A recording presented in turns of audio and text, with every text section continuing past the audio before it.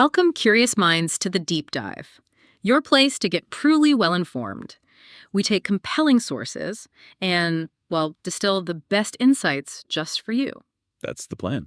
And today, we're tackling something that feels incredibly relevant right now, cutting through all the noise and really focusing on what matters for your personal journey. Yeah, and our mission today is really about extracting wisdom around, let's call it the liberating power of minding your own business. Right. Because the challenge is huge, isn't it? Oh, absolutely. Yeah. Our sources paint this picture of a world just full of distractions. You've got social media, endless debates online, people who seem to just specialize in wasting your time. Yeah. And it's not just annoying, it actually gets in the way of real progress. Totally. So we're digging into practical ways to, take back your energy, sharpen that focus, and really build your best life. Exactly. And there was this one analogy from the sources that really stuck with me. Imagine you're running a race, right? But instead of looking forward, you're glancing at other runners. Maybe you stop to listen to gossip or argue with someone shouting you're too slow. What happens? You lose. Simple as that. You lose. It just captures it perfectly. If you're constantly pulled out of your own lane, you stall. Yeah. You actually hold yourself back. So the big question is, how do we stay in our lane when everything seems designed to pull us out? Okay, let's unpack that. This core idea, Yeah. the distractions are just everywhere. They really are. And they're not all obvious, like, the news cycle or notifications. Right. Not just the loud stuff. The sources really highlighted the subtle ones, too. Things like small conversations that seem harmless. Yeah. Office gossip, maybe. Exactly. Or even doubts that other people plant. Maybe people who don't quite believe in what you're doing. That's a sneaky one. These external things, quiet or loud, they can be just as powerful, can't they? Because they shift your focus off your plan. And onto their agenda or their negativity. And what's really fascinating is, the psychology behind why we let that happen. We're sort of wired for social approval, aren't we? We are. That need for acceptance. But the sources are so clear on this. People will always have something to say, but what they say has nothing to do with your destiny. That's powerful. It really is. It's not just a nice phrase. It's like a call to action. Actively choose where your mental energy goes. Don't just let it leak out on criticism or chatter. Exactly. Channel it consciously into self-improvement, into skills, into your mindset, becoming, the best version of you. So that internal focus isn't selfish. Not at all. It's actually the most effective way to shape your reality.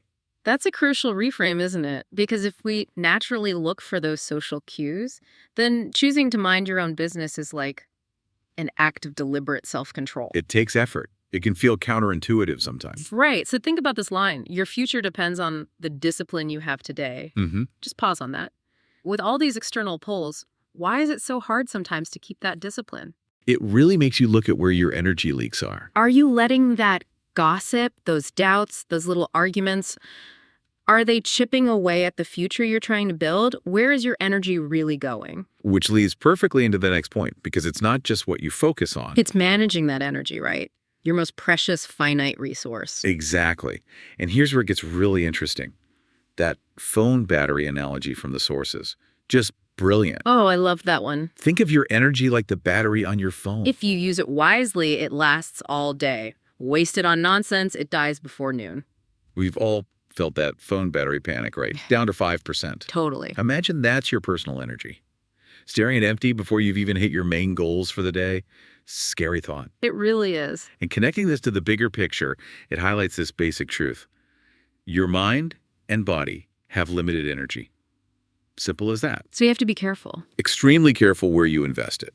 The sources put it almost like a law of physics. Every action, every thought, every conversation either charges or drains your battery. Wow, thinking of it that way, every single interaction. Yeah. It's not just about willpower.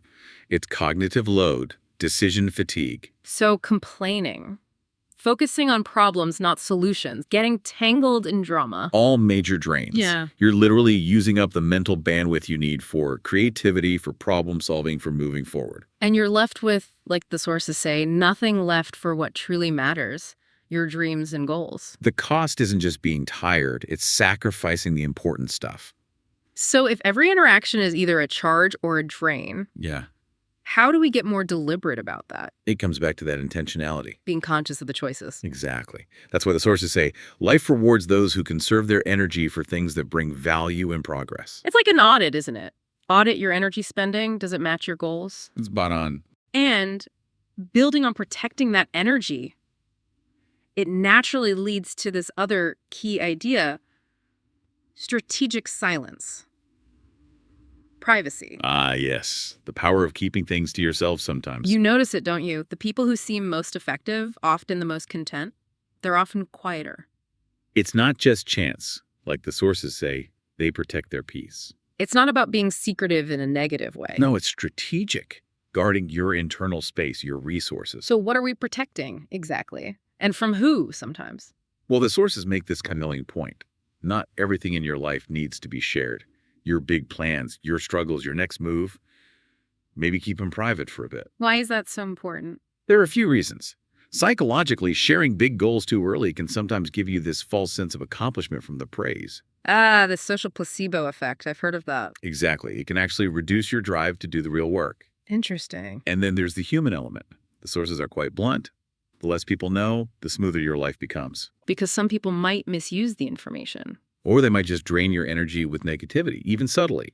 Some might pretend to be happy for you, but secretly hope for your downfall. Oof. That's a harsh reality, but sometimes true. It's pragmatic, not cynical. So privacy isn't just a shield. It gives you control, freedom from that external pressure. It lets you grow at your own pace. Yeah, without constantly being watched or judged. Precisely. So that really underlines how silence is power. Not manipulation, but space. Space for yourself. Yeah, and the sources say it is in the quiet moments that clarity emerges. Better decisions happen then. You avoid unnecessary drama. It makes you think, what battles do we waste our breath on? The ones that don't help us grow. Right. And that advice, don't explain yourself to everyone. Let your results be the answer. That's huge. Just let the work speak for itself. Game changer, like you said. Okay, let's shift gears slightly. A big energy drain for many people. Comparison. Ah, the thief of joy. A universal struggle for sure. Totally. And another great analogy here. Imagine you're running a marathon You glance sideways, see someone ahead. and instantly start questioning yourself. Right.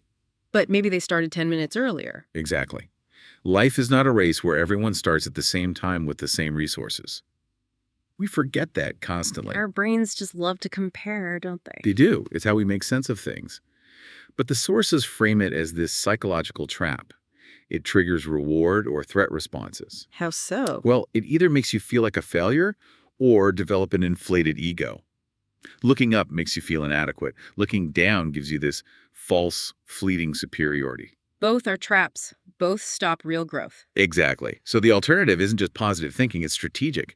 Focus on your journey. Yeah. Your only competition is the person you were yesterday. Shifting from external validation to internal progress. Yes, because comparison steals joy. Self-improvement creates it. It builds that inner motivation. And this ties into emotional control too, doesn't it? Absolutely.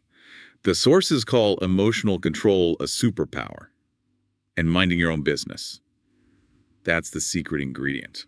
Because you're less reactive. Precisely. Less focused externally means you're less likely to be triggered by what others are doing or saying. I love the remote control analogy for emotions. Who's holding it? Right.